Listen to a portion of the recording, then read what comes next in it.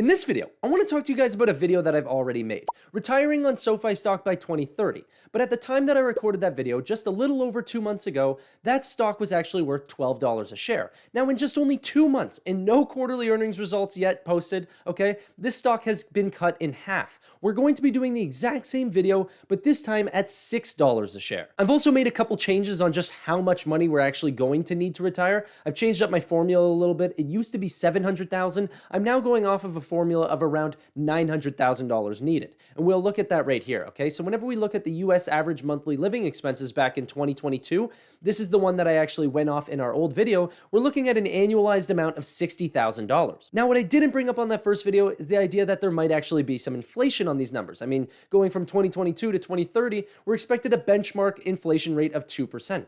Now, inflation's been a lot higher than that, so I've actually set it to 3%, 50% higher than where it would have been. And even though the average person only spends around 18 years in retirement, we've actually set our number to 25 years to be even more conservative than that. That way we can definitely cover our bases. But whenever we actually look at our retirement calculator here, what we can see is that we need $900,000, which over the 25 years of taking out that $78,000 per year, and we're also assuming that we're going to be putting this money into something safer like an S&P 500 index, achieving an inflation adjusted 8% per year. That means that we're going to need around $1.95 million, which by the end of it should still leave us with around $153,352 after our 25 years of retirement. Now, in my last video, I actually had 4 separate forecasts, or scenarios you could call it, ranging from the most bearish outlook all the way to just the most super bullish outlook that you could have for SoFi whenever it's talking about forecasting all the way out to 2030. Now, whenever we look at these numbers, I don't want to spoil too much because it's a similar outlook to what we see today.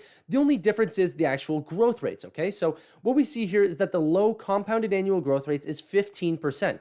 And the valuation of that on our low sector back whenever it was $12 a share was $34 billion. The middle tier was 20% compounded annual growth rates with a $50 billion valuation. The high side was around 25% compounded annual growth rates. This would lead us to a valuation of around $72 billion.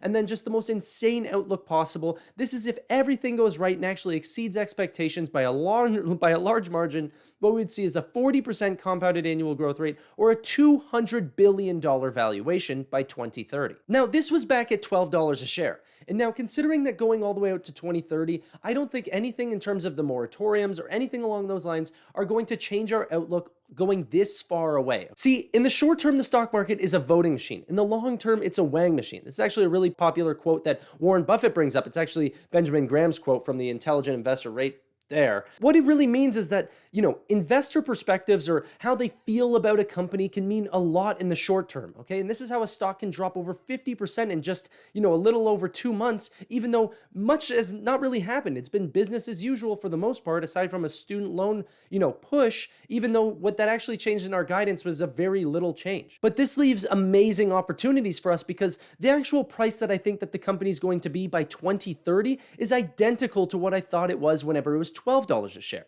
So all I'm getting is a 50% discount on my stocks, and how that actually changes the compounded annual growth rates, well, that's amazing. Now, whenever we look at our low valuation here, we can see a 25% compounded annual growth rate, even though it's only still $34 billion valuation by 2030 or a $42.21 price target. But I know what you guys want to see. How many shares are we going to need if we want to retire at this price range, okay? If it's only in the low mark and you want to stay very, very conservative.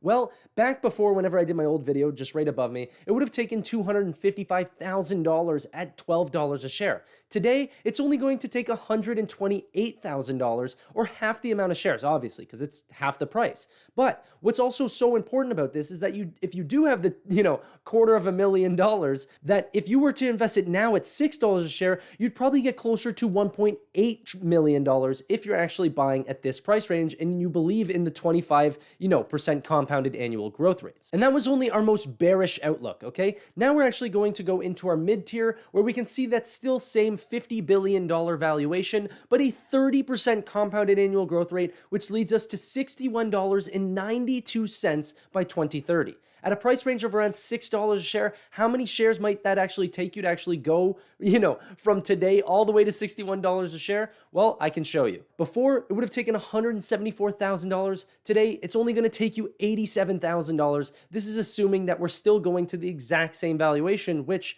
Considering it's only been 2 months, not much has changed aside from that student loan moratorium and a little bit of stock-based compensation. And I'm not even saying that the stock can't go lower, because it can, okay? I never would have expected this company to go all the way down to $6 a share, but that's just the macro environment that we're in. It's not about buying at the absolute lowest, it's about buying whenever you think that the company is undervalued. If it goes any lower than that, that's just amazing, that's amazing news. You already like the company, nothing has changed materially, why would you like it any less? So I'm just doing this as a thought experiment, don't take these numbers too seriously, but with that being said, let's jump into the high numbers. Now, whenever it comes to this forecast, what we saw just 2 months ago was a 25% compounded annual growth rate. As of today, it's 35% because the price has dropped so much, but still a very similar valuation of $72 billion or a share price of around $89.41 a share. But you already know the drill by now, none of this matters unless we know how many shares we're going to need, and that's around 10,000 shares, okay? Which before was $120,000. Today, it's just a little over $60,000, which seems a lot more plausible to actually get your hands on for what could be a one-stock retirement plan. Now, I'm not actually venturing that anyone actually believe in this high category, okay? Because it's less likely than the mid or low tier, which are, much more conservative than this is. But with that being said, this is a fun thought experiment and might as well actually look at the numbers because this is the stuff that I like. Now let's get a drum roll going for this last one, but I do want to preface that this is by far just an outlandishly high, prospect for just 2030.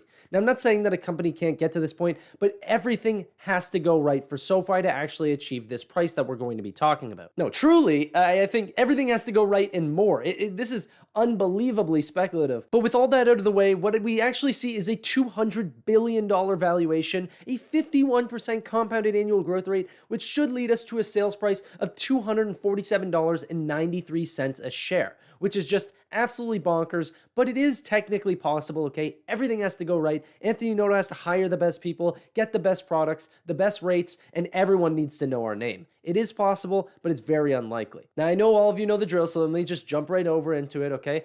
Before, at $12 a share, what we needed was $43,500 to get our hands on $900,000 by 2030.